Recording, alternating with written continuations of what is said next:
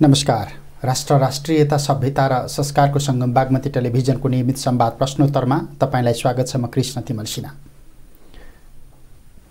नेपालमा आमूल राजनीतिक परिवर्तनका लागि, सामाजिक परिवर्तनका लागि र समग्रतामा प्रणाली परिवर्तनका लागि 2052 सालबाट 2063 सालसम्म गृहयुद्ध भयो।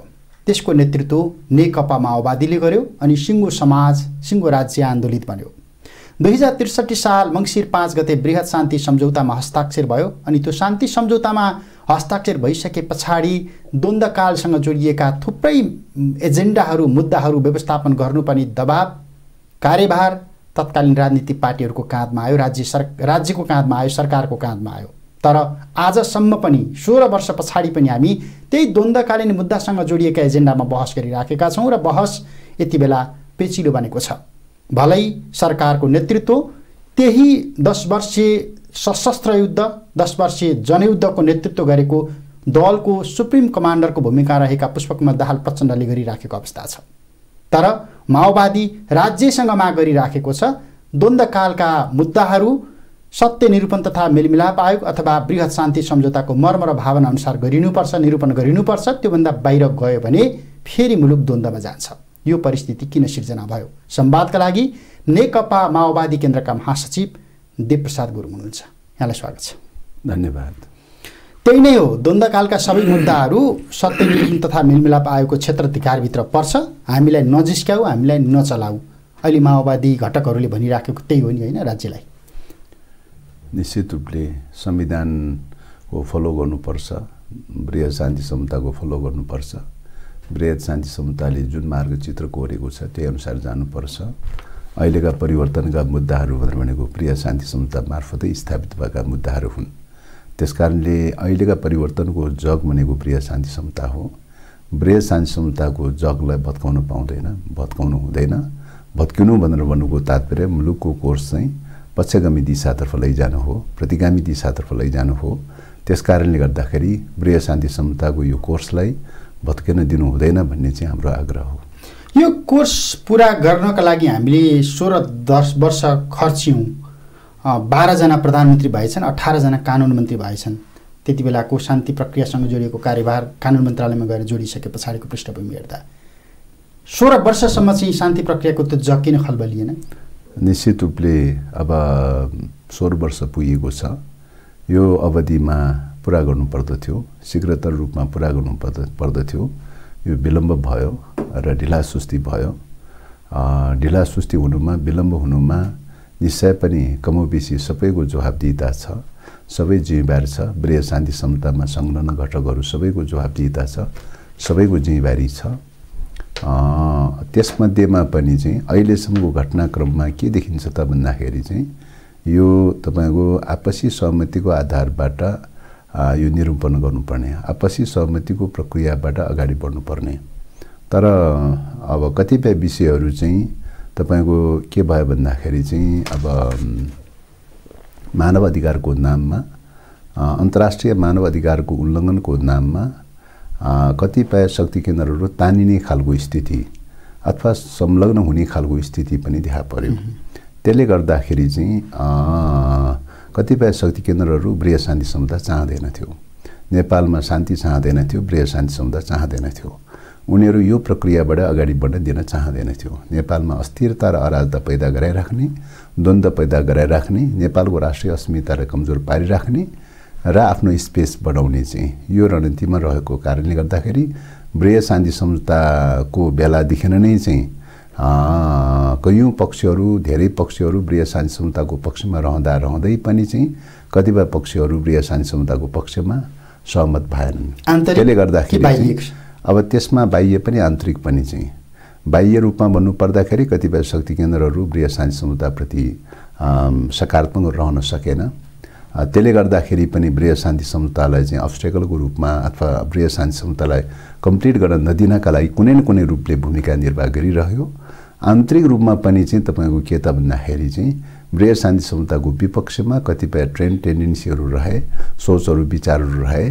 त्यसले गर्दाखेरि पनि यो परिवर्तनका मुद्दाहरू र बृहत शान्ति सम्झौता लगायतका चाहिँ समग्र प्रति नै हेर्ने दृष्टिकोणमा नेगेटिभ खालको धारणा रह्यो। त्यही नेगेटिभ खालको धारणाले गर्दाखेरि यसलाई तार्किक निष्कर्षमा पुर्न नदिनका लागि चाहिँ कुनै न कुनै ढङ्गले भूमिकाहरू रहिरह्यो। त्यसैको उपजले गर्दाखेरि चाहिँ अहिलेसम्म विलम्ब भएको अवस्था हो। त्यसो भएको हुनाले हाम्रो प्रयास, हाम्रो प्रयत्न फेरि पनि आपसी सहमति जुटाउने, सबै पक्षहरूलाई सहमति जुटाउन कोसिस गर्ने, सबै पक्षलाई सहमति जुटाएर यसलाई तार्किक निष्कर्षमा पुर्याउनका लागि चाहिँ निरन्तर प्रयास जारी छ। अरू पक्षहरू, शान्ति समुदायका अरू पक्षहरूको चाहिँ सीमा भनेको सबैलाई सहमति जुटाउने प्रक्रियामा चाहिँ जति भूमिका निर्वाह गर्नुपर्ने हो सायद त्यो भूमिका निर्वाह गर्न सकेन। अरूको सीमा भनेको त्यति हो, त्यो हो जो शान्ति प्रक्रियाको विपक्षमा रहेको चाहिँ छ, विपक्ष ट्रेन्ड टेन्डेन्सी बोकेर रहेको चाहिँ छ र त्यस प्रकारका सोच र चिन्तन भएकाहरूलाई सहमति जुटाउन नसकेकै कारणले गर्दाखेरि चाहिँ यो प्रक्रिया चाहिँ विलम्ब भएको अवस्था हो। अब यसो भन्दै गर्दा सिंहदरबार आखिरी सबै कुराहरू कार्यान्वयन गर्ने त्यो कार्यकारी निकाय हो। सिंहदरबारमा तपाईहरूको सुप्रिम कमान्डर, तत्कालीन सुप्रिम कमान्डर पुष्पकमल दाहाल प्रचण्डको नेतृत्वमा सरकार, अहिले पनि उहाँ प्रधानमन्त्री हुनुहुन्छ, तेस्रो पटक सरकारको नेतृत्व गरिरहँदाखेरि यी मुद्दाहरू हामीले चाहिँ किनारा लगाउन सकेनौँ भनेर जवाफदेहिता लिनु नपर्ने? अब यो यस्तो हो, तपाईँको के हो त भन्दाखेरि पहिलो कुरा त अब विधि बनाउने पक्षसँग जोडियो, राजनीतिक बृहत शान्ति समझौतासँग जोडिएका कैयन मुद्दाहरू चाहिँ सहमतिकै प्रक्रियाबाट अगाडि बढाउनु पर्ने आवश्यकता छ। विधेयक निर्माणको प्रश्न किन नहोस्, कानुन निर्माणको प्रश्न किन नहोस्, सहमतिको प्रक्रियाबाट अगाडि बढ्नुपर्ने छ। संरचना निर्माणको प्रश्न किन नहोस्, सहमतिको प्रक्रियाबाट अगाडि बढ्नुपर्ने छ। किन त भने ट्रान्जिसनल जस्टिस भनेको नै पोलिटिकल इस्यु भएको हुनाले पोलिटिकल इस्युलाई सामान्य परम्परागत रूपले बनाऊ खालका विधि विधानले काम गर्ने विषय नभएको हुनाले चाहिँ यसको लागि सहमतिको जरुरी पैदा भएको अवस्था हो। मुलुकको राष्ट्रिय राजनीतिमा, अन्तर्राष्ट्रिय परिस्थिति, समग्र परिस्थितिमा सहमति जुटाउने प्रयास, सहमति जुटाउनका लागि जुन खालको पहल र प्रयासहरू भए अहिलेसम्मका पहल र प्रयासहरू पर्याप्त हुन सकेन। एउटा त्यो।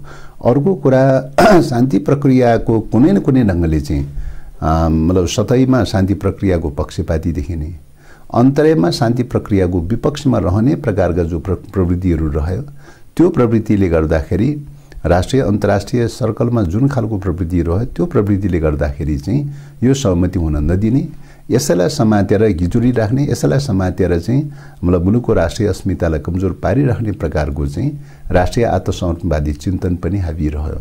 यही राष्ट्रिय आत्मसमर्पणवादी चिन्तनले गर्दाखेरि नै पनि यो समस्या पैदा भएको अवस्था हो। त्यसो भएको हुनाले चाहिँ यो कोही सरकार बनेर एउटाको मात्रै जवाफदेही र दायित्वको विषय मात्रै नभइकन चाहिँ यो के हो त भन्दाखेरि सहमति जुट्नुपर्ने पक्षसँग जोडिएको विषय पनि हो। प्रधानमन्त्री एउटासँग मात्रै जोडिएको विषय होइन, मन्त्री परिषदसँग मात्रै जोडिएको विषय होइन हो। निश्चित रूपले इनिसिएसन लिने सवालमा प्रधानमन्त्री र मन्त्री परिषद अथवा सरकार जवाफदेही होला, पहल गर्ने कुरामा जवाफदेही होला। तर त्यसमा अब सीमा भनेको सहमति जुटाउनलाई जति पहल गर्नुपर्ने हो त्यो पहल पुगेन होला, त्यो कमी भयो होला, त्यहाँ सीमा रहन सक्छ। तर जो शान्ति प्रक्रियाको विपक्षमा रहेको, एकातर्फ शान्ति प्रक्रियाको पक्षपातीको रूपमा बहानाबाजी गर्ने, अर्कोतर्फ शान्ति प्रक्रियाको विपक्षमा जो रहेका चाहिँ छन्, जो चिन्तन सोचको हिसाबले विपक्षमा रहेका छन्, विपक्षमा रहेको चिन्तन सोचलाई चाहिँ तपाईको चाहिँ शान्ति प्रक्रियाको पक्षमा ल्याउने प्रक्रियामा नै रहेको जटिल राजनीतिक शक्तिको कुरा गरिराख्नु भएको छ अथवा सैनिक शक्तिको कुरा? त्यसमा त सो त मतलब राजनीतिक रूपले सिनेरियोमा तपाईले देखिरहनु भएकै छ। शान्ति प्रक्रियाको पक्षमा कति छन् र को छैनन् भन्ने कुरा त घटनाक्रमले देखिरहनु भएकै छ। त्यसकारणले गर्दाखेरि अब यो शान्ति प्रक्रियासँग जोडिएका मुद्दाहरूको सन्दर्भमा अहिलेसम्म 15-16 वर्षको इतिहासमा कसका भूमिकाहरू कस्ता रहे, के रहे, कुन कुन राज्यका अङ्गहरूले के कस्ता भूमिका निर्वाह गरे, सबै जगजाहेर छ। त्यसकारणले यी सबै घटनाक्रमहरूले को शान्ति प्रक्रियाको पक्षमा थियो र को शान्ति प्रक्रियाको विपक्षमा थियो भन्ने कुरा त घटनाक्रमले जगजाहेर गरिरहेको छ। तपाईहरूले 2064 सालको संविधान सभाको पहिलो निर्वाचनमा जुन ढङ्गको तपाईहरूको एउटा जनमत पाउनुभयो, जुन खालको भारी मत थियो, जनताले विश्वास गरिराखेका थिए, भरोसा गरिराखेका थिए, संविधान सँगसँगै हामीले त्यहाँनिर प्रतिनिधि सभाको भूमिकामा पनि त काम गरेकै हुने। त्यति बेला त्यो कार्यकालमा हामीले इनिसिएसन लिएर काम गरेको भएदेखि अर्थ मन्त्रालय पनि हामीले सम्हाल्यौँ, रक्षा मन्त्रालय पनि हामीले सम्हाल्यौँ, गृह मन्त्रालय पनि हामीले सम्हाल्यौँ, कानुन मन्त्रालय पनि हामीले सम्हाल्यौँ, प्रधानमन्त्री पनि हामीसँग भन्दाखेरि हामीसँग सबै अनुकूलता त थियो नि, हामीलाई लागि प्रतिकूलता भयो भनेर पनि त समीक्षा गर्नु पर्ला नि। यो त यस्तो प्रधानमन्त्री भयो कि भएन, रक्षा मन्त्री भयो कि भएन, या चाहिँ अर्थमन्त्री भयो कि भएन भन्ने प्रश्नमा मात्र यो सीमित छैन हैन। यो प्रश्न के त भन्दा मल्टी पार्टी डेमोक्रेसीमा गइसकेपछि कमसे कम न्यूनतम पनि राजनीतिक दलहरूको बीचमा सहमति जरुरी हुन्छ हैन। त्यसमा पनि मेजर दलहरूको बीचमा राष्ट्रिय राजनीतिक सहमति जरुरी हुन्छ हैन। मेजर दलहरूकै बीचमा राष्ट्रिय सहमति जुट्ने कुरामा अड्किरहेको विषयलाई लिएर एउटा प्रधानमन्त्रीले के गर्ने, एउटा रक्षा मन्त्री, एउटा अर्थमन्त्रीले के गर्ने भन्ने क्वेसन आउँछ हैन। त्यसकारणले गर्दाखेरि चाहिँ क्वेसन को अर्थमन्त्री भयो, को कानुन मन्त्री भयो, को रक्षा मन्त्री भयो भन्ने प्रश्न होइन। प्रश्न के हो त भन्दा राजनीतिक दलहरू किन जुट्न सकेन, के कारणले राजनीतिक दलहरू चाहिँ यो शान्ति प्रक्रिया सम्बन्धी गम्भीर किन हुन सक्दैन, किन चाहिँ विधेयक निर्माण गर्ने कुरामा गम्भीरता किन हुन सक्दैन, किन राज्यका अरू अङ्गहरूलाई दुरुपयोग गर्ने गर्दछन् हैन, किन राज्यका अङ्गहरूलाई दुरुपयोग गरेर शान्ति प्रक्रियालाई बिथोल्ने गर्दछन्, क्वेसन त्यो हो नि। त्यसो भएको हुनाले चाहिँ मुख्यतः मल्टी पार्टी डेमोक्रेसीमा राजनीतिक दलका नेताहरूको सोच के रह्यो, चिन्तन के रह्यो, विचार के रह्यो भन्ने कुरा नै प्रमुख कुरा हो चाहिँ। अल्टिमेटली राज्यसँग जोडदार माग गर्दछौँ भनेर तपाईहरुले निकालेको वक्तव्यलाई आधार मानेर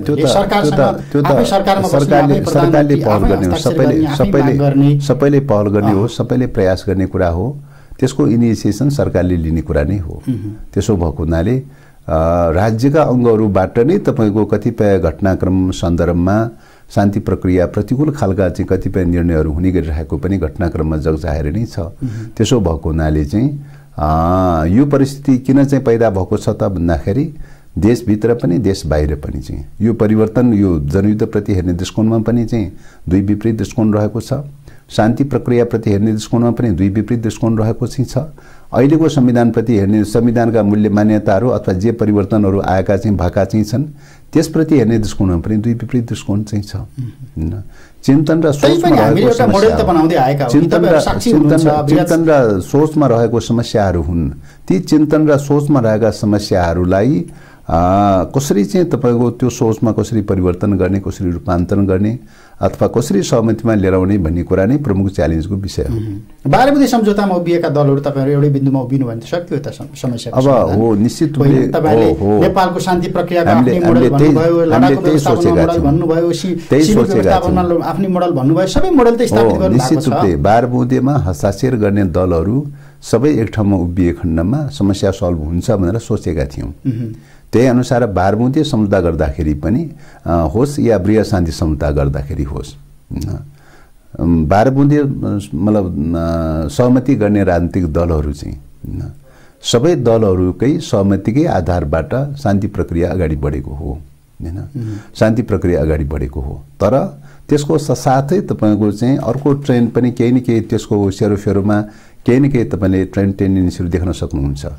जनयुद्धप्रति हेर्ने दृष्टिकोणको बारेमा, बृहत शान्ति सम्झौताप्रति हेर्ने दृष्टिकोणको बारेमा अथवा 12 बुँदे सम्झौताप्रति हेर्ने दृष्टिकोणको बारेमा, गणतन्त्र स्थापना गर्ने लगायतका मुद्दाहरूको बारेमा हेर्ने दृष्टिकोणको बारेमा त्यही बेलादेखि पनि त एउटा कुनै न कुनै रूपले सुसुप्त यो रूपमा या कुनै न कुनै रूपले बहसहरू त भइरहेकै हो। गणतन्त्र स्थापना गर्ने सवालमा जुन यात्राको सुरुवात भयो, 12 बुँदे सम्झौता हुँदै बृहत शान्ति सम्झौताको सुरुवात भयो, त्यही यात्रा चाहिँ त्यही बेलादेखि चाहिँ कतिपय कर्नरबाट चाहिँ यो बेलगाडाको चाहिँ सिद्धान्त पनि त सुरुवात भएकै कुरा हो त। त्यो भनेको त प्रकारान्तर रूपले बृहत शान्ति सम्झौता गरेर गणतन्त्रमा जाने कोर्सप्रति नै असहमतिको कुरा हो। असहमति त त्यही बेला प्रकट भएको हो हैन। त्यसकारणले गर्दाखेरि सहमति जुटाउन सकेला कि भन्ने हामी आशा अपेक्षामा थियौं। तर अब पछिल्लो कालखण्डमा के भयो भन्दाखेरि अब तात्कालीन औपचारिक नेतृत्वले सहमति जनाएको भए तापनि, चाहे 12 बुँदे हो चाहे बृहत शान्ति सम्झौता हो, त्यसमा सहमति जनाएको भए तापनि पछिल्लो क्रममा चाहिँ नेतृत्व परिवर्तन भयो। सम्बन्धित पार्टीहरूको नेतृत्व परिवर्तन भयो। नेतृत्व परिवर्तन सँगसँगै के भयो भन्दाखेरि विचारमा पनि परिवर्तन भयो हैन। नयाँ नेतृत्वले पुरानो नेतृत्वले गरेका निर्णयहरूलाई उत्तराधिकारीको रूपमा त्यसलाई निरन्तरता दिनुपर्नेमा त्यसलाई निरन्तरता दिन सकेन अथवा दिएन हैन। र त्यसले गर्दाखेरि के भयो त भन्दा नयाँ नेतृत्वले त्यसलाई अंगीकार गर्न तयारी भएन। परेको समस्या त्यही हो चाहिँ हैन। त्यही समस्याले गर्दाखेरि चाहिँ के भयो त भन्दाखेरि एउटा दल मात्रै चाहिँ विपक्षमा उभियो भने पनि त चाहिँ यथेष्ट हुन्छ, सहमति त जुट्न सक्दैन त, समस्या त त्यही डेडलक हुन्छ। भएको कारण त त्यही त हो अहिलेसम्मको भएको कारण। आजका दिनमा त तपाईहरु सहज पोजिसनमा हुनुहुन्छ नि, पूर्वतिर साँचो फर्काइदिनु पूर्वतिरको गठबन्धन, पश्चिमतिर फर्काइदिनु पश्चिमको गठबन्धन। अब अहिले अनुकूलतालाई तपाईहरुले आफ्नो अनुकूलतामा अब अहिले यो यसलाई सिम्पली रूपबाट अरु विधेयकहरु पार गरे जस्तै अरु निर्णयहरु गरे जस्तै सिम्पल मेजोरिटीको प्रक्रियाबाट या 51% को प्रक्रियाबाट मात्रै गर्ने विषय होइन। यो द्वन्द्व व्यवस्थापन गर्ने भनेको बढी भन्दा बढी चाहिँ सके आम राष्ट्रिय सहमति जुटाउने, नसके पनि बढी भन्दा बढी सहमति जुटाएर नै यो एक प्रकारले मेलमिलापको यात्रा सुरु गर्ने कुरा हो। त्यसकारणले गर्दाखेरि चाहिँ यो बढी भन्दा बढी सहमति जुटाउने प्रक्रियामै हामी लागिरहेको अवस्था हो। अहिलेसम्म अब दलहरूलाई सहमति जुटाउने प्रक्रियामा हैन, अब त्यही मैले भने शान्ति प्रक्रियाप्रति नकारात्मक खालका धारणा राख्ने दलहरूको सन्दर्भमा सहमति जुटाउन सकिएन। त्यसैले गर्दाखेरि यो डेडलक भएर अड्केको अड्कै भयो। त्यसकारणले कहिले तपाईको चाहिँ राज्यका अङ्गहरू मार्फत कुनै न कुनै ढङ्गले चाहिँ यो मिलेन त्यो मिलेन, प्राविधिक रूपले यो त्रुटि भयो उ त्रुटि भयो भन्दै गएर चाहिँ तपाईको यो डेडलक हुने प्रक्रियाबाट सुरु भयो। सुरुको चरणमा त बृहत शान्ति संस्थामा त त्यो बेलाका मुद्दाहरू सबै फिर्ता गर्ने, राज्य पक्षले लगाएका मुद्दा पनि सबै खारिज गरेर फिर्ता गर्ने हैन, बन्दी मुक्त गर्ने, र विद्रोही पक्षले लगाएका पनि सबै खारिज गर्ने फिर्ता गर्ने भन्ने कुरा भएकै हो। र विद्रोही पक्षको सन्दर्भमा समस्याको विषय भएन, त्यो सबै अवलम्बन हुने कुरा स्वतः सिद्ध भयो। राज्य पक्षको तर्फबाट चाहिँ तपाईको सबै मुद्दा फिर्ता गरेर खारिज गर्ने सवालमा कहाँ पुग्यो त? ती त सबै अदालतमा छन्, ती मुद्दा त सबै अदालतमा छन्। झन्डै 350 भन्दा बेसी मुद्दा त अदालतमा छ। 6000 भन्दा लगाएको छ, पीडितले लगाएको छ, 6000 भन्दा बढी चाहिँ नेता कार्यकर्ताको नाममा मुद्दा छ। त्यो त खारिज गर्ने भनेर त बृहत शान्ति संस्थाले चाहिँ भनेको, फिर्ता गर्ने भनेर त भनेको। तर पछिल्लो समयमा के भयो त भन्दाखेरि त्यसलाई खारिज गर्ने र फिर्ता गर्ने प्रक्रियामा जान सकेन र सत्य निरूपण मेलमिलाप आयोग बनाएर आयोग मार्फत चाहिँ मेलमिलापको वेबबाट लैजाने भन्ने प्रकारको चाहिँ एउटा अवधारणाको डेभलप भयो। त्यो अवधारणाको डेभलप भएपछि ल ठिक छ त, त्यसो भने अन्तरिम संविधानमा संवैधानिक अङ्ग बनाएर चाहिँ त्यही रूपले अगाडि बढौँ भन्ने कुरा भयो। अन्तरिम संविधानले बृहत शान्ति संस्थालाई चाहिँ संविधानको अङ्ग बनायो। त्यसपछि गएर चाहिँ तपाईको सत्य निरूपण मेलमिलाप सम्बन्धी आयोग बनाउने, त्यसको लागि कानुन बनाएर अगाडि बढ्ने भनेर भनियो। अब एक मिनट सुन, अब त्यो रूपले अगाडि बढ्ने क्रममा चाहिँ कानुन बनाउने क्रममा चाहिँ डेडलक भएको भयो, सहमति जुट्न सकेन। कानुन बनाउने क्रममा डेडलक भएको भयो, बल्ल चाहिँ तपाईको चाहिँ मलाई लाग्छ 71-72 मा आएर चाहिँ बल्ल कानुन बन्यो। कानुन बनिसकेपछि फेरि छिद्र खोजेर के गरियो भन्दाखेरि त्यो कानुनलाई उल्टाउने खालका प्रक्रियाहरू सुरु भयो। अदालत मार्फत चाहिँ त्यो कानुनलाई उल्टाउने प्रक्रिया सुरुवात भयो हैन। अब त्यो कानुन उल्टाउने प्रक्रिया सुरुवात भइसकेपछि फेरि त्यो कानुनमा संशोधन गर्नुपर्ने चाहिँ प्रकारको परिस्थिति पैदा भयो। अब संशोधन गर्नलाई 72 सालदेखि लगातार रूपले चाहिँ 78 सालसम्म चाहिँ लगातार रूपले प्रयास गरियो। कानुन संशोधन गर्नलाई सहमति जुट्न सकेन र 78 सालमा आएर बल्ल चाहिँ एउटा सहमतिमा पुगेर चाहिँ तपाईको कानुन संशोधनको प्रक्रिया अगाडि बढेको थियो। दलहरू मोटामोटी रूपले सहमति गरेर अगाडि बढ्यो। सदनबाट निर्णय गर्ने बेलामा लास्ट आवरमा गएर चाहिँ त्यसलाई पारित गर्ने बेलामा पारित गर्न तयारी भएन चाहिँ त्यहाँ अड्काइदियो चाहिँ हैन। एउटा दल अड्किने बित्तिकै त अरू सबै प्रक्रिया अड्काउने कुरा भइहाल्यो चाहिँ। त्यसमा हाम्रो परिकल्पना के त भने सबैको सहमतिको आधारमा जानुपर्छ भन्ने मान्यता थियो। अब सहमति हुन नसक्ने बित्तिकै त शान्ति प्रक्रिया त ठिक ढङ्गले टुङ्गिन त सक्दैन। त्यस कारणले गर्दाखेरि सहमति जुटाउने क्रममा के भयो त वेट एन्ड सीमा गयो चाहिँ। वेट एन्ड सीमा गएको हुनाले के भयो भन्दाखेरि अहिलेसम्म विलम्ब भइरहेको अवस्था हो। मुद्दा जति तपाईँ अदालतमा छ, केस जति जम्मै चाहिँ मैले अघि नै भने झन्डै 350 केस जति अदालतमा छ हैन। अनि तपाईको अर्को टीआरसी बाहिर आयोग बनाइयो चाहिँ हैन। आयोग बनाएर कानुन चाहिँ बनाइयो चाहिँ। अब अदालतको मुद्दा चाहिँ तपाईको चाहिँ अदालतले अब आयोगमा ट्रान्सफर गर्ने प्रक्रियामा चाहिँ मुद्दा ट्रान्सफर गरेर हेर्ने प्रक्रियामा त चाहिँ अदालत त तयारी भएन चाहिँ हैन। अदालत तयारी भएन, मुद्दा त त्यहीँ अड्कियो चाहिँ। एउटा पोइन्ट त्यो। दोस्रो कुरा के त भन्दाखेरि गम्भीर के अरे तपाईको चाहिँ मानवाधिकार उल्लङ्घनको परिभाषा मार्फत चाहिँ के भयो त भन्दाखेरि गम्भीर चाहिँ मानवाधिकार उल्लङ्घनसँग जोडिएका विषयहरूमा मेलमिलाप हुन सक्दैन भन्ने थ्योरी डेभलप भयो हैन। त्यो विश्वव्यापी थ्योरी के हामीले गरेको थ्योरी हो त्यो। अब यो विश्वव्यापी थ्योरी भन्ने कुरा पनि तपाईको के हो त भन्दाखेरि आम रूपमा विश्वव्यापी थ्योरीको प्रश्न भन्दा पनि यस्ता घटनाक्रमहरूको मुलुक सन्दर्भमा मुलुक विशेषको सन्दर्भमा मुलुक विशेषको द्वन्द्वको सन्दर्भमा, राजनीतिक केससँग जोडिएका द्वन्द्वको सन्दर्भमा, द्वन्द्व व्यवस्थापनको सन्दर्भमा सबै ठाउँमा हल हुँदै गएका चाहिँ छन् हैन। यो त कुनै फौजदारी केस त होइन चाहिँ, कुनै नजिर पछ्याउनु पर्दैन, कुनै हाम्रो आफ्नै नजिर बनाउन सकिन्छ, आफ्नै नजिर बनाएर नेपालको शान्ति प्रक्रियाको मोडल त आफ्नै मोडलको कुरा हो नि, अरू कुनै नजिरलाई लिने कुरा त होइन त चाहिँ। आफ्नै प्रक्रियाको मोडल पोलिटिकल सहमतिको प्रक्रियाबाट लाने कुरा हो। पोलिटिकल सहमतिको प्रक्रियाबाट लानुपर्ने कुरामा चाहिँ तपाईँको के छिरे त भन्दाखेरि फौजदारी केससँग जोड्न खोजे, कतिपय घटनाहरूलाई फौजदारी केससँग जोड्न खोजे हैन, सामान्य चाहिँ कानुनसँग जोड्ने प्रयास गरियो, सामान्य अदालतसँग जोड्ने प्रयास गरियो, रेगुलर कोर्टसँग जोड्ने प्रयास गरियो। त्यसो भएको हुनाले चाहिँ यसले के गर्यो त भन्दाखेरि अदालतमा भएका चाहिँ मतलब तपाईँको जति पनि मुद्दाहरू चाहिँ छन् ती मुद्दाहरूको क्षेत्राधिकार चाहिँ आयोगमा ट्रान्सफर भएन। आयोग त गठन भयो तर क्षेत्राधिकार त भएन चाहिँ, आयोगलाई हेर्ने क्षेत्राधिकार आयोग पनि हामीले कसरी राम्रोसँग पदाधिकारी कहाँ राख्यौं, राम्रोसँग काम गर्न कता हैन, त्यो एउटा स्वार्थको द्वन्द्वको गानमा त पर्यो। आयोग गठनको क्रममा विलम्ब हुने कुरा, आयोग कहिले ढिलो हुने कहिले चाँडो हुने कुरा एउटा पाटो भयो। तर आयोग जे जस्तो भए पनि आयोगको क्षेत्राधिकार भनेको त टीआरसीले दिएको द्वन्द्वकालीन मुद्दाहरू हेर्ने क्षेत्राधिकार हो नि त। द्वन्द्वकालीन मुद्दाहरू हेर्ने क्षेत्राधिकार भएको आयोगलाई चाहिँ तपाईको चाहिँ मुद्दा जति छ तपाईको रेगुलर कोर्टमा चाहिँ छ हैन, बाहिर चाहिँ जो विशेष संरचना बनाइएको छ त्यो संरचनाले हेर्नुपर्ने आवश्यकता हो। त्यो संरचनालाई क्षेत्राधिकार दिने कुरामै अदालत तयारी भएन चाहिँ हैन, त्यही अड्कियो चाहिँ हैन, त्यही अड्कियो चाहिँ। त्यसले गर्दाखेरि के भयो त भन्दाखेरि अब कानुन संशोधनको प्रक्रियाबाट चाहिँ जानुपर्ने अवस्था चाहिँ पैदा भयो। टीआरसी कानुन संशोधनको प्रक्रियाबाट जानुपर्ने स्थिति पैदा भयो। संशोधन गर्ने क्रममा अब कुनै न कुनै एउटा दलले अड्काइदिने बित्तिकै त त्यो त विलम्ब हुने कुरा भइहाल्यो। त्यही विलम्बताले गर्दाखेरि अहिलेसम्म लम्बियो। अब अहिलेसम्म लम्बिएर चाहिँ एकातर्फ चाहिँ कानुन चाहिँ अड्काइराख्ने सदनमा चाहिँ हैन, अड्काइराख्ने, अर्कोतर्फ के त भन्दाखेरि चाहिँ मतलब के अरे अब आयोग चाहिँ को चाहिँ पदाधिकारी भएन, कानुनले चाहिँ पूर्णता प्राप्त गरेन अथवा विधेयक संशोधन भएन हैन, कानुनले पूर्णता प्राप्त गरेन भन्ने कुराको आधारमा चाहिँ अहिले क्षेत्राधिकार चाहिँ खोज्ने खालका प्रक्रिया सुरुवात हुन थाल्यो। रेगुलर कोर्टबाट क्षेत्राधिकार खोज्ने खालका प्रक्रिया सुरुवात हुन थाल्यो। विषयलाई पनि के त भन्दाखेरि संगठनकालीन न्यायसँग जोडेर हेर्नुपर्ने कुरालाई चाहिँ फौजदारी कानुनसँग जोडेर हेर्न थाले। संगठनकालीन न्यायको ठाउँमा फौजदारी केससँग जोड्न थाले। दोस्रो कुरा हेर्ने अङ्ग पनि के त भन्दाखेरि चाहिँ आयोगबाट हेर्नुपर्ने कुरामा चाहिँ रेगुलर कोर्टबाट हेर्न खोजे चाहिँ। त्यसले गर्दाखेरि शान्ति प्रक्रियाको मूल मर्मभन्दा विपरीत ढङ्गले चाहिँ विषय सुरुवात हुन थाल्यो चाहिँ। त्यसो भएको हुनाले चाहिँ यो विषय चाहिँ तपाईँ शान्ति प्रक्रियाभन्दा विपरीत ढङ्गले जान थाल्यो। यो एकातर्फ चाहिँ तपाईँको सदनमा गएर चाहिँ तपाईँको चाहिँ कानुन चाहिँ अड्काउने चाहिँ हैन, अर्कोतर्फ चाहिँ तपाईँको कानुन चाहिँ छैन, टीआरसी छैन या आयोग छैन या चाहिँ निष्क्रिय छ या केही गर्न सकेन भनेर क्षेत्राधिकार खोज्ने खालको चाहिँ देखा पर्यो चाहिँ हैन।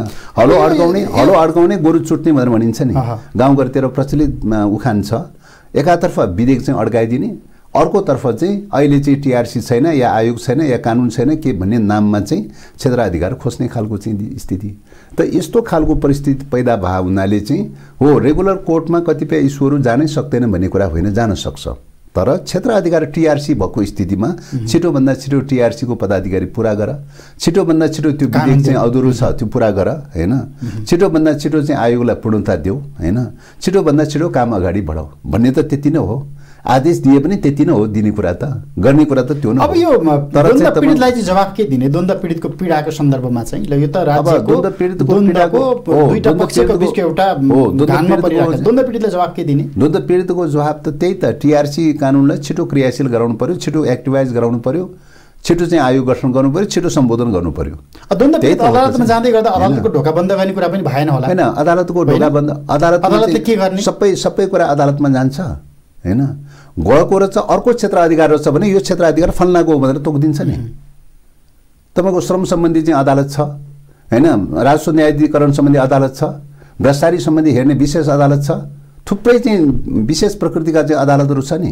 अनि 16 वर्षसम्म अदालतले ढोका बन्द गरेर बस्यो नि। सबै कुरा चाहिँ एउटा अदालतमा ढोका बन्द गर्ने, सबै कुरा एकै ठाउँमा जान्छ। टीआरसीलाई छुट्याएर राख्ने, टीआरसीले पनि काम नगर्ने भने पब्लिकले हेरेर बस्ने त हैन। त्यही भएको हुनाले उसले गर्ने कुरा के हो त भन्दाखेरि छिटोभन्दा छिटो विधेयक बनाऊ, छिटोभन्दा छिटो कानुन बनाऊ, छिटोभन्दा छिटो चाहिँ आयोगलाई पूर्णता देऊ, छिटोभन्दा छिटो चाहिँ तपाईँ द्वन्द्व पीडितहरूको चाहिँ मुद्दालाई सम्बोधन गर। गर्ने कुरा त त्यो न हो त, गर्ने आदेश त त्यो न हो। घटनाक्रममा चाहिँ तपाईँहरूलाई लाग्छ त्यो रूपले समुदायबाट परिचालित त्यो रूपले जानुको सट्टामा चाहिँ त्यो रूपले जानुको सट्टामा क्षेत्राधिकार खोज्ने दिशातर्फ जान त हुँदैन नि त, हैन? क्षेत्राधिकार खोज्नेतर्फ जान त हुँदैन नि त। त्यस कारणले गर्दा क्षेत्राधिकार खोज्ने बित्तिकै त्यो शान्ति प्रक्रियाभन्दा विपरीत कुरा भयो, संविधानभन्दा विपरीत कुरा भयो। संविधानको चाहिँ 203ले चाहिँ 203को उपदफाले चाहिँ भित्रको उपदफाले चाहिँ तपाईँको क्षेत्राधिकार चाहिँ टोटल टिआरसीसँग जोडिएको चाहिँ छ, संविधानको अङ्ग बनाएको छ। तपाईँको के अरे यो शान्ति प्रक्रियालाई संविधानको अङ्ग बनाएको चाहिँ छ, हैन? संवैधानिक अङ्ग बनाएको चाहिँ छ। संविधानले चाहिँ तपाईँ क्षेत्राधिकार छुटाएर टिआरसी बनाएको चाहिँ छ। क्षेत्राधिकार चाहिँ संविधानले एक ठाउँ दिने, हैन? भरे चाहिँ तपाईँ घुमेर चाहिँ अर्को ढङ्गले क्षेत्राधिकार खोज्नु त मिल्दैन त चाहिँ, एउटा पोइन्ट थियो। अर्को कुरा चाहिँ यो पछिल्लो समयमा जुन प्रसङ्ग र सन्दर्भमा चाहिँ जसरी चाहिँ अब जुन विषय चाहिँ उठान गरेको छ, खुला मञ्चमा बोलेको सम्माननीय प्रधानमन्त्रीज्यूले त्यो बेलामा पूर्व प्रधानमन्त्री रहेको अवस्थामा जुन शब्दावली प्रयोग गरेर बोल्नुभयो भनेर चाहिँ मुद्दा लगाउन कोसिस गरेको चाहिँ छ, त्यसले त चाहिँ तपाईँको चाहिँ बोल्न पाइँदैन भन्ने कानुनलाई चाहिँ छेकबार वाक स्वतन्त्रतालाई कुण्ठित गर्ने खालको दिशातर्फ लान थाल्यो, हैन? संविधानले वाक स्वतन्त्रतालाई प्रत्याभूत गरेको छ, अभिव्यक्ति स्वतन्त्रतालाई प्रत्याभूत गरेको छ। बोल्न के कारणले बोल्यो भनेर बोलेको कुराको आधारमा मुद्दा लगाउने खालको प्रवृत्ति अदालतमा जाने पनि त संविधानले सुरक्षित गरेको अधिकार हो। त्यस कारणले गर्दाखेरि के हो त भन्दाखेरि अदालतमा चाहिँ तपाईँको हो जान सक्छ, अदालतमा जानै सक्दैन भन्ने कुरा होइन। क्षेत्राधिकार हो कि होइन अदालतले छुटाउँछ नि त। अदालतले छुटाउने क्रममा प्रष्ट शब्दमै तपाईँको प्रशासनिक प्रक्रियाबाटै चाहिँ यो चाहिँ क्षेत्राधिकार चाहिँ यहाँ परेन, हैन? यसको क्षेत्राधिकार टिआरसी हो, हैन? भनेर चाहिँ तपाईँको चाहिँ किटानीका साथ चाहिँ टिआरसी क्षेत्राधिकार रहेको कुरालाई चाहिँ दरपीड गरेर फर्काइदिएको चाहिँ छ, हैन? दरपीड गरेर फर्काइदिएको चाहिँ छ। त्यसपछि त्यसको विरुद्धमा फेरि रिट गयो, ल रिट गयो अरे चाहिँ दरपीडको चाहिँ विरुद्धमा रिट गयो अरे, दरपीडको विरुद्धमा रिट जाने कुरालाई त्यो धेरै अन्यथा मान्न मिल्दैन चाहिँ। अदालतमा आएको कुरालाई हेरिदियो भन्ने कुरालाई त्यो धेरै ठुलो कुरो होइन। तर दरपीडलाई माथि हेर्ने क्रममा तपाईँको कारण र आधारहरू व्याख्या गर्ने क्रममा के देखिन्छ त भन्दाखेरि चाहिँ कारण र आधारहरू व्याख्या गर्ने क्रममा तपाईँको टिआरसी निष्क्रिय भएको, के अरे आयोग चाहिँ अहिले नरहेको अथवा चाहिँ पदाधिकारी नरहेको, कानुन चाहिँ तपाईँको नबनेको आदि सबै कारणले गर्दाखेरि यही रेगुलर कोर्टले हेर्नु भनेर भनेपछि त चाहिँ क्षेत्राधिकार खोज्ने अधिकार कहाँबाट पाए त, हैन? क्षेत्राधिकार खोज्ने प्रक्रिया कहाँबाट सुरु भयो त भन्ने क्वेसन त उठ्यो त चाहिँ। यस्तो हो 6 महिनाभित्र गर्ने भनेर शान्ति सम्झौतामा हस्ताक्षर गर्ने पक्षलाई चाहिँ 16 वर्षसम्म त्यो टिआरसी सत्यनिरूपण मेलमिलाप आयोगको सन्दर्भ द्वन्द्वको कुरामा नबोल्ने, अदालतले चाहिँ त्यो विषयमा चाहिँ तपाईँ के हो त भन्दाखेरि त्यो विषयमा आदेश दिन सक्छ। आदेश के त भन्दाखेरि रेगुलर कोर्टमा चाहिँ तपाईँको निवेदनहरू आयो भने आदेश दिन सक्छ, फल्ना निकायले यो हल गर्नुपर्ने हो, के कति कारणले हल गर्न सकेन, किन हल गरिरहेको छैन, किन कानुन विलम्ब भयो, किन आयोग विलम्ब भयो, अथवा आयोगले पूर्णता किन प्राप्त गरेन, किन काम ढिला सुस्ती भइरहेको छ, हैन? त्यसको लागि पो आदेश दिने हो त, हैन? क्रियाशील गराउने ढङ्गले नै आदेश दिने हो, ताकिता गर्ने ढङ्गले नै आदेश दिने हो, हैन? त्यस कारणले गर्दाखेरि क्षेत्राधिकार भनेको त्यही हो। तपाईँको बुझाइ चाहिँ के हो यसमा? यो अदालतको भूमिका आदेश दिन सक्छ, तपाईँको क्षेत्राधिकार क्रियाशील गराउने ढङ्गले नै आदेश दिने हो। तपाईँको चाहिँ अब टिआरसी चाहिँ तपाईँको पदाधिकारी रिक्त भयो, छिटो पदाधिकारी पुरा गर, हैन? अथवा चाहिँ विधेयक बनेन, छिटो विधेयक बनाऊ चाहिँ, हैन? के अरे पीडितहरूको चाहिँ मागलाई छिटोभन्दा छिटो सम्बोधन गर, शीघ्र रूपमा सम्बोधन गर, छिटोभन्दा छिटो ताकेता गर, हैन? त्यो न हो त, गर्ने कुरा त त्यो न हो त, हैन? त्यस कारणले गर्दाखेरि त्यो रूपले जानुपर्ने ठाउँमा चाहिँ तपाईँको चाहिँ के त भन्दाखेरि यो निष्क्रिय रहेको, यो काम नगरिरहेको हुनाले सबै कुरा रेगुलर कोर्टले हेर्ने ढङ्गले चाहिँ के अरे प्रक्रिया अगाडि बढाउनु भन्ने बित्तिकै चाहिँ त चाहिँ क्षेत्राधिकारमाथिको प्रश्न उठ्यो नि त। त्यसो भने कुनै बेलामा तपाईँको चाहिँ भ्रष्टाचारी केस हेर्ने विशेष अदालत चाहिँ मान्नुहोस् कुनै कारणले अदालतमा न्यायाधीश रिक्त होला अरे चाहिँ, हैन? गएका चाहिँ निवेदनहरू पेन्डिङ भएर बस्ला अरे चाहिँ, हैन? पेन्डिङ भएर बस्ला अरे। पेन्डिङ भयो भनेर विशेष अदालतको अधिकार खोज्न मिल्छ त अहिले? कुनै बेलामा चाहिँ न्याय के अरे राजस्व न्यायाधिकरणको चाहिँ न्यायाधीश नियुक्ति नहोला अरे चाहिँ, अथवा रिक्त होला अरे चाहिँ, हैन? राजस्व न्यायाधिकरणले ढिलो गर्यो भनेर चाहिँ तपाईँको चाहिँ त्यसको क्षेत्राधिकार खोज्न मिल्छ, हैन? त्यो त मिल्दैन। प्रधान न्यायाधीश 1.5 वर्षसम्म बस्नु, त्यस कारणले गर्दाखेरि हामीले स्थापित गरेको नजिक हो नि त, होइन र? त्यस कारणले श्रम अदालत छ, हैन? श्रम सम्बन्धी हेर्ने विशेष अदालत छ। श्रम अदालतमा कुनै कारणले विलम्ब भयो अरे चाहिँ, विलम्ब भयो भनेर श्रम अधिकारको चाहिँ क्षेत्राधिकार खोज्न त मिलेन नि त, हैन? त्यस कारणले गर्दाखेरि क्षेत्राधिकारहरू आफ्ना आफ्ना डिफाइन छन्। हो, त्यो क्षेत्राधिकारभित्रका कुराहरूले त्यसले गरेका निर्णयहरूको बारेमा हैन चित्त बुझेन, कसैलाई चित्त बुझेन, पुनः अपिल जान चाह्यो चाहिँ हैन, कानुनअनुसार पुनः अपिलको व्यवस्था गर्यो भने त्यो बेलामा पुनः अपिल गर्ने क्रममा सर्वोच्चमा जाने कुरा हो। त्यस्तै टीआरसीको सन्दर्भमा के परिकल्पना गरेको छ त भन्दाखेरि सर्वोच्च अदालतमा सिधै जाने व्यवस्था त छैन, उसले विशेष अदालतको परिकल्पना गरेका छ हैन। त्यो पुनरावलोकन गर्नका लागि पनि आयोगले गरेको निर्णयको बारेमा पुनरावलोकन गर्नका लागि पनि चाहिँ एउटा चाहिँ विशेष अदालतको परिकल्पना गरेको छ हैन।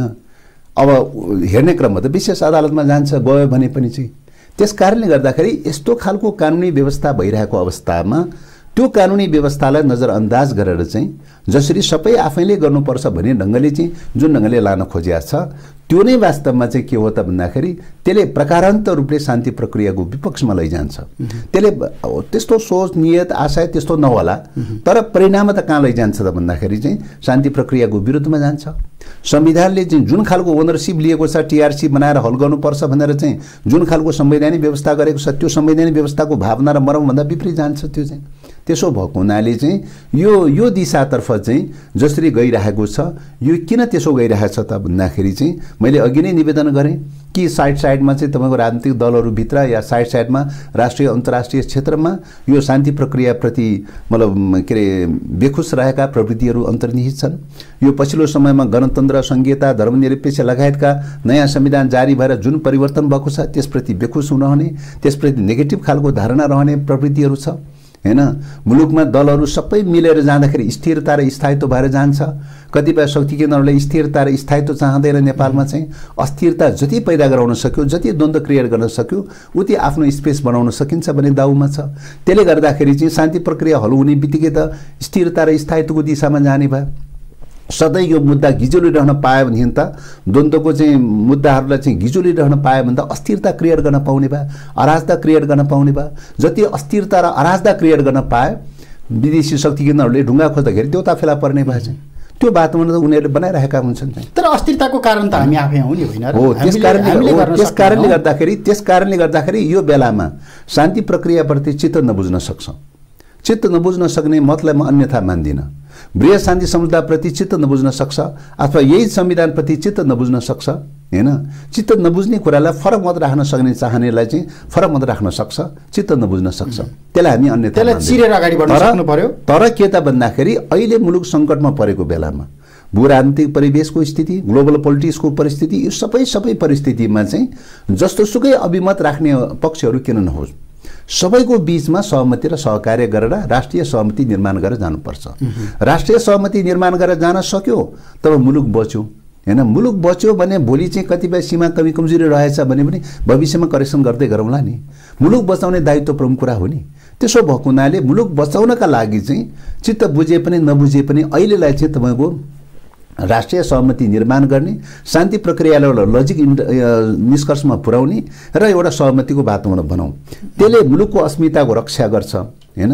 तपाईँको शान्ति प्रक्रिया चित्त बुझेन भने नाममा चाहिँ त्यसलाई समातेर गिजोल्ने, त्यसलाई चाहिँ समातेर हुँडल्ने, चाहिँ एकले अर्कोलाई मुद्दा लगाउने, एकले अर्कोलाई जेल हाल्ने, एकले अर्कोलाई फसाउने, एकले अर्कोलाई भित्तामा पुर्याउने, यो दिशातर्फ निषेधात्मक प्रकारको दिशातर्फ जान थाल्यो भने त्यसले परिणाम त नेपालको राष्ट्रिय अस्मितामाथि तरवाला हराउन गएको परिणाममा त्यहाँ पुग्नेछ। अब यो लय छोडेन राजनीतिले भने तपाईँहरू के गर्नुहुन्छ? नौवटा राजनीतिक पार्टी अथवा साबिका माओवादी केन्द्रमा जोडिएका शक्तिहरू अहिले एउटै मञ्चमा उभिनु भएको छ।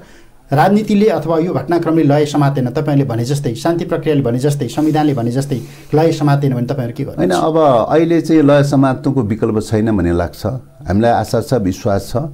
अहिले चाहिँ तपाईँको अब कतिपय घटकहरू सहमत हुन नसके तापनि बाँकी घटकहरू, सदनमा भएका अधिकांश घटकहरू मलाई लाग्छ अहिले चाहिँ तपाईँको लगभग चाहिँ 10 घटक यो शान्ति प्रक्रियामा पूर्णतया प्रतिबद्ध छ।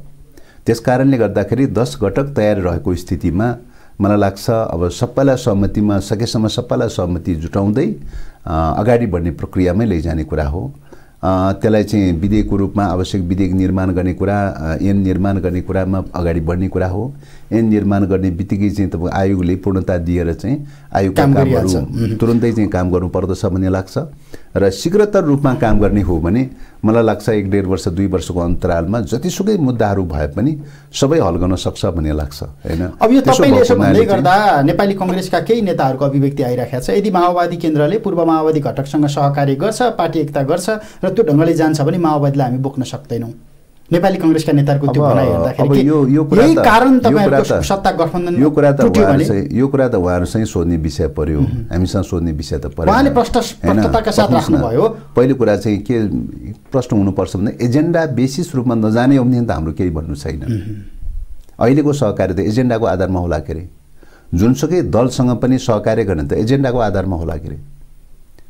अनि शान्ति प्रक्रिया सम्बन्धी एजेन्डा चाहिँ उठाउने, शान्ति प्रक्रिया सम्बन्धी एजेन्डामा चाहिँ हामी पनि सहमत छौँ भनेर चाहिँ तपाईको 12 बुँदेमा साइन गर्ने, वृहत शान्ति संहितामा तत्कालीन चाहिँ प्रधानमन्त्री गिरिजाप्रसाद कोइरालाले साइन गर्ने, अहिले पनि अस्ति भर्खरै पनि तपाईँ शान्ति प्रक्रियासँग सम्बन्धित मुद्दाहरूको बारेमा हामी एक ठाउँमा छौँ भनेर 9 दलले साइन गरेर चाहिँ वक्तव्य निकाल्ने हैन। अनि त्यही शान्ति प्रक्रियाको मुद्दामा अरू पनि सहमत छौँ भनेर भन्दाखेरि चाहिँ हैन उहाँहरूलाई के को बोक्न सकिन्न भने हैन। त्यस कारणले गर्दाखेरि त्यो त एजेन्डामा हेर्ने कुरा न हो। एजेन्डामा मिलेन भने नमिलेको कुराको बारेमा बोक्नुस् भनेर त भनेका छैनौँ हैन। कसैले कसैलाई बोक्ने कुरा आउँदैन, कसैले कसैलाई सहकार्य गर्ने कुरा आउँदैन एजेन्डा मिलेन भने। एजेन्डाको आधारमा नै हेर्ने कुरा हो कि त शान्ति प्रक्रियाप्रतिको एजेन्डा हामी सहमत छैनौँ भनेर भन्नु पर्यो चाहिँ, होइन भने एजेन्डा चाहिँ शान्ति प्रक्रिया हुने। अनि शान्ति प्रक्रियाको बारेमा चाहिँ तपाईको चाहिँ सहकार्य गर्न खोज्दाखेरि सहकार्य गर्न पाइँदैन भनेर भन्ने यो त चाहिँ विरोधाभास भयो नि। मतलब यही घटनाले तपाईहरुलाई कांग्रेसबाट अलग्याउने त होइन भन्ने एउटा। त्यस कारणले गर्दाखेरि यो चाहिँ तपाईको किन के कारणले भन्नुभयो त्यो उहाँहरुसँग सोध्ने विषय भयो। हामीले बुझेको त एजेन्डाको आधारमा 9 दलको विज्ञप्ति आएपछि कांग्रेसका नेताहरूको प्रतिक्रिया भयो। त्यही त यो त चाहिँ तपाईको चाहिँ के रे शान्ति प्रक्रिया सम्बन्धी कमन इस्युको आधारमा अगाडि बढेको कुरा हो हैन। अरु इस्यु त अरु एजेन्डा त छैन त। अरु एजेन्डा चाहिँ कुरा उठेको भए हैन, अरु एजेन्डा कुरा उठेको भए यो एजेन्डामा हामी सहमत छैनौँ है भन्ने क्वेसन उठ्न सक्छ। अरु एजेन्डा त केही पनि उठेको छैन। अनि एजेन्डालाई नहेरिकन चाहिँ हैन एजेन्डा विहीन ढङ्गले कुन दल कोसँग चाहिँ तपाईको सहकार्य गर्छ र गर्दैन भन्ने ढङ्गले चाहिँ हेर्न त मिल्दैन त चाहिँ। त्यो त तपाईको चाहिँ के रे मल्टी पार्टी डेमोक्रेसीमा त दलहरु त सबैलाई स्वतन्त्रता छ हैन, सबैलाई स्वतन्त्रता छ। दलहरुको बीचको सहकार्य गर्ने भनेको त एजेन्डाको बेसिसमा सहकार्य गर्ने कुरा हो। अहिले कांग्रेस र माओवादी लगायतका अरु 9-10 दलहरुको बीचको पनि एजेन्डाकै आधारमा सहकार्य भएको कुरा हो। एजेन्डा भन्दा बाहिर गएर चाहिँ त्यतिकै चाहिँ फलना दलसँग सहकार्य गर्छु या ढिस्कना दलसँग सहकार्य गर्छु भनेर चाहिँ एजेन्डा विहीन ढङ्गले सहकार्य गर्ने विषय त होइन त यो। यहाँनिर त मैले माओवादीसँग आशंकै गरिन। माओवादीले राष्ट्रिय सहमतिका आधारमा राष्ट्रपति चुन्नुपर्छ, शीतल निवासमा अभिभावक बनाउनुपर्छ भनेर यो ढङ्गले त्याग गर्यो। त्यो परिस्थितिमा पुगेको नेपाली कांग्रेसलाई शीतल निवासमा पुर्याइसकेको अवस्था छ। तर पनि अब एउटा यस्तो राजनीतिक घुम्ती आइराखेको जस्तो देखिन्छ कि माओवादीले ती पूर्व माओवादी घटकसँग सहकार्य गर्नु पर्यो कि माओवादीले नेपाली कांग्रेससँग सहकार्य गर्नु पर्यो, कुन बाटो रोज्छ माओवादी? यो चाहिँ तपाईको पहिलो कुरा त माओवादीलाई एक्लाउन खोजिराखेको त हो कि फरक एजेन्डा बोकिएको भए, फरक एजेन्डा बोकिएको भए यो एजेन्डा मिल्यो यो एजेन्डा मिलेन भन्ने कुरा हुन्थ्यो हैन। अहिले उठान गरेको मुद्दा के एजेन्डा चाहिँ मिलेन भन्नु पर्यो नि त। के एजेन्डा चाहिँ मिलेन हुनु पर्यो नि त। जनयुद्ध दिवस मनाउनु भएर त्यसलाई नेपाली कांग्रेसले स्वीकार नगर्ने भन्ने निर्णय आयो। होला चाहिँ आपत्ति रह्यो। कतिपय एजेन्डाहरूको बारेमा उहाँहरूको आपत्ति छ भने यो आपत्ति त यो जनयुद्ध बारे निर्णय गरेको त धेरै पहिले हो चाहिँ हैन, फागुन 1 गते हो चाहिँ। अहिले गरेको त होइन त चाहिँ हैन, अहिले गरेको त होइन त हैन। त्यो चाहिँ तपाईको चाहिँ त्यो जनयुद्ध दिवस मनाउने निर्णय त्यो बेलामा गरेको थियो भने उ त सबैलाई जगजाहेर नै छ। अहिले सहकार्य गर्नलाई किन तयारी भयो त चाहिँ हैन। यो त अहिले पछाडि चाहिँ तपाईको चाहिँ एमाले चाहिँ सरकार छोडिसकेपछि चाहिँ हैन राष्ट्रपतिको चुनावको सन्दर्भमा 8 दल 9 दल एक ठाउँ भएको भए तापनि राष्ट्रपति चुनाव गर्ने कुरामा चाहिँ सहमत भएको, प्रस्ताव र समर्थन राख्ने कुरामा सहमत भएको, सरकारको बारेमा त खासै विषय प्रवेश त भएको थिएन चाहिँ। पछि अब एमाले सरकार छोडिसकेपछि, राप्रपाले सरकार छोडिसकेपछि हामी पनि सरकारमा सहकार्य गरेर जान तयारी छौँ भनेर चाहिँ तपाईको चाहिँ 8 दल 9 दलकै बीचमा सरकारमा सहकार्य गर्न तयारी भएको त पछाडि अस्ति भर्खरै हो चाहिँ। जनयुद्ध दिवसको निर्णय भएको त फागुन 1 गते हो चाहिँ। शीतल निवासमा पुग्ने प्रयोजनका लागि मात्रै माओवादी प्रयोग भएको त होइन कांग्रेस। त्यस कारणले गर्दाखेरि त्यो ढङ्गले प्रयोग गरेको रहेछ भने त्यो उहाँहरूले बुझ्ने विषय हो हैन।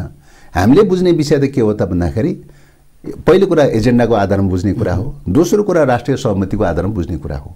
राष्ट्रिय सहमति भनेको के हो त? अहिले विद्यमान रूपमा रहेका कुनै पनि दल मेजोरिटी नरहेको अवस्थामा त्रिसङ्घीय संसद छ हैन। त्रिसङ्घीय संसद रहेको स्थितिमा सबैलाई कुनै न कुनै ढङ्गले सहमति गरेर लैजानुपर्छ भन्ने मान्यता हो।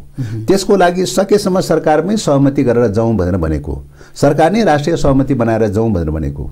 तर सरकार नै राष्ट्रिय सहमति बनाएर जानलाई तयारी हुनु भएन। मतदानको हिसाबले पुस 26 गते सबैले मतदान गरेको भए तापनि होइन, कोही त विपक्षमै बस्ने मतदान गरे पनि विपक्षमै बस्ने भन्ने कुरा भयो। विपक्षमै बस्नु भयो चाहिँ हैन। अब विधिले विपक्षमा बसेको भए तापनि, सरकारमा बस्न नमिलेको भए तापनि, मन्त्री परिषदमा बस्न नमिलेको भए तापनि जुन जुन पदहरू चाहिँ सत्तापक्ष र विपक्ष भनेर छुट्टिएको छैन हैन, संवैधानिक अङ्गहरू राष्ट्रपति, सभामुख, उपराष्ट्रपति, उपसभामुख, के अरे राष्ट्रिय सभाका अध्यक्ष, उपाध्यक्षदेखि लिएर अरू चाहिँ थुप्रै संवैधानिक अङ्गहरू छन्। ती अङ्गहरू त सत्तापक्ष र विपक्ष भनेर त छुट्याएको छैन नि। ती त स्वतन्त्र अङ्गहरू हुन्, ती त साझा अङ्गहरू हुन् राज्यका चाहिँ। ती साझा अङ्गहरूमा, स्वतन्त्र अङ्गहरूमा चाहिँ सत्तापक्ष हो कि विपक्ष हो, सबैलाई समेट्ने प्रयास गर्नुपर्छ। त्यस कारणले लार्जेस्ट पार्टी रहेको चाहिँ नेपाली कांग्रेस सरकारमा बस्न तयार नभएको स्थितिमा उहाँलाई राष्ट्रपति चाहिँ कमसेकम राष्ट्रपति बनाउनुपर्छ हैन। राष्ट्रपति बनाएर चाहिँ भए पनि राज्यको अङ्गहरूमा त चाहिँ कुनै न कुनै ढङ्गले कोअपरेटिभ ढङ्गले जानु पर्यो नि हैन, समन्वयात्मक ढङ्गले जानु पर्यो नि। नीति निर्माण गर्दाखेरि पनि सदनबाट चाहिँ पार्लियामेन्टबाट चाहिँ विधेयकहरू पारित गर्दाखेरि पनि मेजर विधेयकहरूको सन्दर्भमा मेजर नीतिगत विषयहरूमा राष्ट्रिय सहमति जुटाउनुपर्छ। मेजोरिटी छ 51% छ भनेर खुरखुर पास गर्ने आजको मितिमा त राष्ट्रिय सहमति भनेको एमाले बाहेकको राजनीति भयो। त्यस कारणले गर्दाखेरि सबैलाई सहमति जुटाउनुपर्छ भन्ने हो। अब एमालेलाई विपक्षमा जानुस् भनेर भनेको त थिएन। उहाँहरू रिजाइन गरेर विपक्षमा जाने चाहिँ सोचमा पुग्नु भयो चाहिँ हैन। विपक्षमै गएको रहेछ भने पनि हाम्रो आग्रह के हो त भन्दाखेरि फेरि पनि रिथिङ्क गर्नुस् हैन। सरकारमा सबै मिलिजुली सरकार बनाऊ। सरकारमा रहन सक्ने अवस्था भएन भने पनि राष्ट्रपतिको मुद्दामा चित्त बुझेर मतभेद भयो। कतिपय कुरामा मतभेद त हुन्छ त, मतभेदै हुँदैन भनेर सोच्नु त मिल्दैन चाहिँ। मतभेद भएछ भने पनि सके सरकारमै सँगै जाने हो।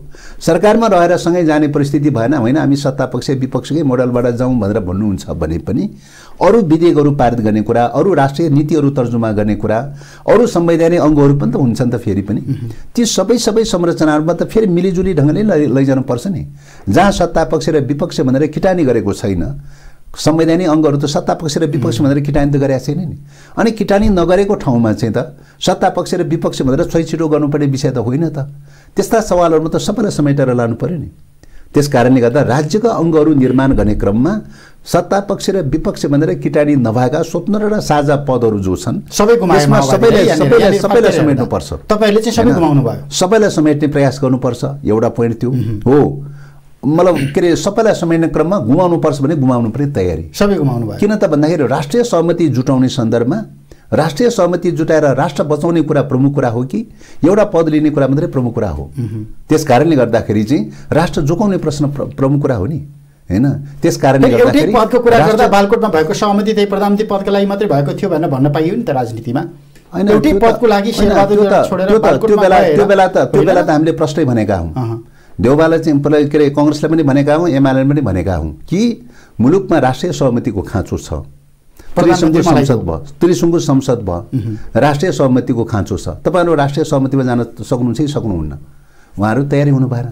त्यसो भने चाहिँ हामी नेतृत्व लिन्छौं, हामी नेतृत्व लिएर राष्ट्रिय सहमति जुटाउने कोसिस गर्छौं भनेर भनेका थियौं। त्यही अनुसार कोसिस गर्ने क्रममा तपाईको प्रधानमन्त्री लिएर चाहिँ पुस 26 गते त देखियो त चाहिँ सबैले मतदान गर्ने पोजिसनमा त पुग्यो त। सत्तापक्ष र विपक्ष भनेर चाहिँ तपाईको सतै भनिरहने अवस्थामा पनि चाहिँ कमसेकम त्यहाँ त के त भन्दा सबैले एकै ठाउँमा मतदान गर्ने स्थितिमा त पुग्यो त। त्यो त एउटा राष्ट्रिय सहमतिको त मोडेल त हो त हैन। जब सत्तापक्ष र विपक्ष भनेर भनेको ठाउँमा त चाहिँ तपाईको चाहिँ राष्ट्रिय सहमति हुन्छ भने जहाँ सत्तापक्ष र विपक्ष भनेर किटानी गरेका छैन, छुट्टाएको छैन हैन, साझा पद स्वतन्त्र पद भनेर भनिएको छ, त्यस्तो ठाउँमा चाहिँ तपाईको चाहिँ राष्ट्रिय सहमति हुन सक्दैन भन्ने कुरा त आउँदैन।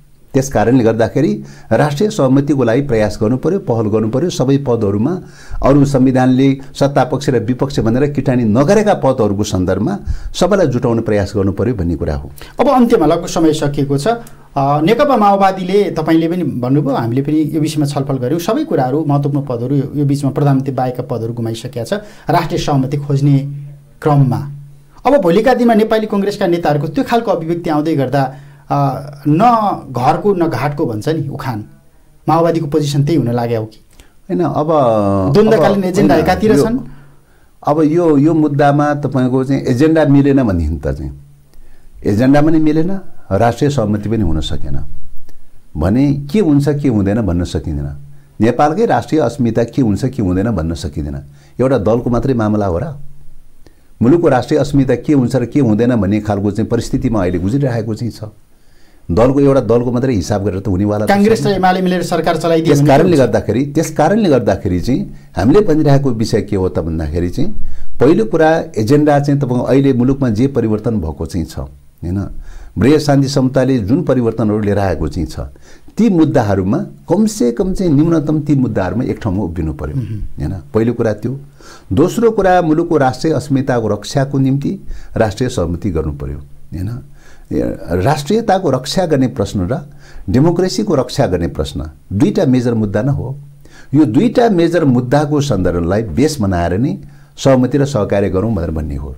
अब यही मुद्दालाई तिलाञ्जली दिएर चाहिँ यही मुद्दालाई निषेध गरेर चाहिँ राष्ट्रिय सहमतिको नाममा एकले अर्कोलाई निषेध गर्ने, एकले अर्कोलाई समाप्त गर्ने, एकले अर्कोलाई ध्वंस बनाउने चाहिँ यो वेबाट चाहिँ जान थाल्यो भने हामी त प्रकारान्तर रूपले त यदुवंशीको प्रक्रियामा पुग्छौँ हैन, महाभारतको यदुवंशीको प्रक्रियामा पुग्छौँ। त्यो प्रणालीले नेपाल बच्छ कि बच्दैन चाहिँ, नेपालको रक्षा हुन्छ कि हुँदैन? माओवादी सरकारमा एकछिन बदला लिने क्रममा, एकछिन प्रतिशोध लिने क्रममा त एउटा दललाई चाहिँ भित्तामा पुर्याइयो, यसलाई सडकमा पुर्याइयो या कता पुर्याइयो भनेर त भन्न सकिएला चाहिँ। एकछिनको चाहिँ तपाईँको चाहिँ ऊ त आत्मतुष्टि त होला। परिणाम के हुन्छ त भन्दाखेरि भाइ फुटे गवार लुटे भने जस्तो दलहरूको बीचको विवादले, दलहरूको बीचको झगडाले बाह्य शक्ति केन्द्रहरूलाई खेल्ने ग्राउन्ड पाउँछ। बाह्य शक्ति केन्द्रहरूलाई चाहिँ खेल्नका लागि सुनौलो अवसर प्रदान गरिदिन्छ त्यसले चाहिँ, अनि त्यसले नेपालको राष्ट्रियता बच्छ। त्यसकारणले गर्दाखेरि नेपालको राष्ट्रियता बचाउने प्रश्न मेजर प्रश्न हो। एउटा दलले एउटा पोस्ट पायो कि पाएन, कुन दलले कुन पोस्ट पायो कि पाएन भन्ने प्रश्न मात्रै मेजर प्रश्न होइन, कुन दल सरकारमा रहेन भन्ने प्रश्न मात्रै मेजर प्रश्न होइन। मेजर प्रश्न के हो त भन्दाखेरि राष्ट्रिय सहमति जुटाएर देशको रक्षा कसरी गर्ने भन्ने प्रश्न नै अहिलेको के प्रश्न हो चाहिँ। त्यसकारणले गर्दाखेरि कांग्रेसभित्र होस् या एमाले भित्र होस् या अरू दलहरूभित्र किन नहोस्, कमसेकम देशभक्ति भावना रहेछ भने, राष्ट्रवादी भावना थोरै मात्रै पनि बाँकी रहेछ भने प्रकारान्तर रूपले अहिलेका परिवर्तनका मुद्दालाई रक्षा गर्ने र स्थिरता र स्थायित्व कायम राख्ने र सबै राजनीतिक दलहरूको बीचमा एउटा राष्ट्रिय सहमति खोज्ने कोर्समा जानुको विकल्प छैन। होइन चाहिँ राष्ट्रियताप्रति उपेक्षा गर्ने, राष्ट्रिय स्वाधीनताप्रति उपेक्षा गर्ने, जेसुकै होस् आफूले पद पाए पुग्यो, पैसा पाए पुग्यो, अरू जेसुकै जाउन् भनेर चाहिँ शक्ति केन्द्रहरूको दलाली गर्ने, चाकरी गर्ने, राष्ट्रिय आत्मसमर्पणवादी दिशामा जान थाल्ने हो भने त चाहिँ हैन नेपालमा चाहिँ तपाईँ बाबरा कर्मालहरू जन्मन सक्दैन भनेर भन्न सकिँदैन चाहिँ हैन। नेपालमा चाहिँ तपाईँको नेपालको राष्ट्रिय अस्मितालाई समाप्त गर्दै लैजान सक्ने खालको चाहिँ जेलेन्स्कीहरू जन्मन सक्दैन भनेर त भन्न सकिँदैन चाहिँ हैन। त्यसकारणले गर्दाखेरि चाहिँ मुलुकको राष्ट्रिय अस्मितालाई कसरी हेर्ने भन्ने प्रश्न नै मेजर अहिलेको के प्रश्न हो। हुन्छ, अन्त्यमा एकै लाइनमा भन्नुपर्दा तपाईँहरूको यो राष्ट्रिय स्वाधीनता, राष्ट्रिय अखण्डता अथवा राष्ट्रवादी मोर्चाहरू बनाउने क्रममा भोलिका दिनमा नेकपा एमाले र माओवादी केन्द्रका बीचमा कार्यगत एकता हुन सक्छ कि सक्दैन? अब यो त यस्तो हो, अहिलेको राष्ट्रियता बचाउने अभियानमा त एमाले र माओवादी मात्रै होइन, सबै गैर कम्युनिस्टहरू पनि मिल्नुपर्छ भनेर भनिरहेको अवस्था छ हैन। गैर कम्युनिस्टहरू पनि मिल्नुपर्छ भनेर भनिरहेको अवस्थामा त कम्युनिस्टहरू मिल्नु हुँदैन भन्ने त प्रश्नै आउँदैन नि, एमालेसँग मिल्न सकिन्छ। त्यसकारणले गर्दाखेरि राष्ट्रियता बचाउको अभियानमा त एमाले लगायतका सबै आफूलाई कम्युनिस्ट भन्ने घटकहरू, वाम भन्ने घटकहरूदेखि लिएर गैर कम्युनिस्टहरूसम्म पनि चाहिँ पुँजीवादी पार्टीहरूसम्म, बुर्जुवा पार्टीहरूसम्म पनि देश बचाउने क्रममा त कमसेकम चाहिँ आउनु पर्यो भनेर चाहिँ आग्रह गरिरहेका छौँ, आह्वान गरिरहेको अवस्था छ हैन। त्यसकारणले गर्दाखेरि सबैलाई चाहिँ हामी आग्रह गरिरहेका छौँ कि देश बचाउने प्रश्न मेजर प्रश्न हो। यो बेलामा सबै एक ठाउँमा उभिनुपर्छ, राष्ट्रिय सहमति निर्माण गर्नुपर्छ हैन। संविधानले सत्ता पक्ष विपक्ष भनेर किटानी गरिदिएका विषयमा एकै ठाउँमा बस्न मिलेन छ भने पनि अरू थुप्रै ठाउँहरू छन्, एकै ठाउँमा बस्ने ठाउँहरू छन् हैन। त्यसकारणले गर्दाखेरि चाहिँ ती विषयहरूमा सबैको बीचमा आपसी सहमति, सहकार्य, सद्भाव, समझदारी गर्दै गर्दै जानुपर्छ। विमति छ, मतभेद छ भन्ने कुराको आधारमा एकले अर्कोलाई निषेध गर्ने गएबाट जान थाल्यो भने तत्काल त चाहिँ अर्कोलाई बदला लिन पाइयो भन्ने खालको चाहिँ आत्मतुष्टि त होला। त्यसको परिणाम के हुन्छ त भन्दाखेरि नेपालको राष्ट्रिय अस्मिता ध्वंस बनाउने दिशामा जान्छ। त्यसकारणले नेपालको राष्ट्रिय अस्मितालाई ध्वंस बनाउने दिशामा कुनै पनि दलहरू, कुनै पनि नेताहरू के अरे जानु हुँदैन भन्ने चाहिँ हाम्रो आग्रह हो। हुन्छ, समय र संवादलाई धन्यवाद। धन्यवाद। देवप्रसाद गुरुङ, नेकपा माओवादी केन्द्रका महासचिव। समग्रतामा नेपालमा बृहत शान्ति सम्झौतामा हस्ताक्षर भएपछिको 16 वर्ष, त्यो 16 वर्षका बीचमा देखिएका राजनीतिक आरोह अवरोह अनि राष्ट्रिय स्वाधीनतासँग जोडिएका प्रश्न। समय र संवादका लागि देवप्रसाद गुरुङलाई फेरि पनि धन्यवाद दिन्छु। बागमती टेलिभिजन हेर्दै रहनुहोला। नमस्कार।